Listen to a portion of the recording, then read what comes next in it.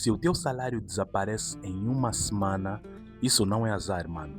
É falta de um sistema. O que está a matar a juventude angolana não é a falta de dinheiro, é a falta de organização. Tu recebes o salário e começas a pagar as contas desordenadamente, sem nenhuma ordem, e depois vem o improviso. Mano, me empresta só esse cumbu, depois eu vejo. Mano, não existe depois.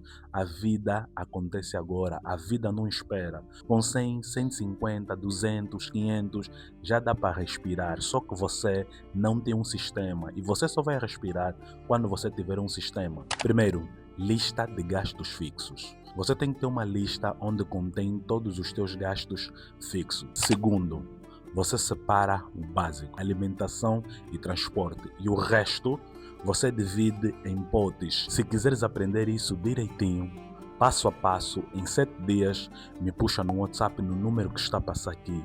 E lembre-se, conhecimento muda destino.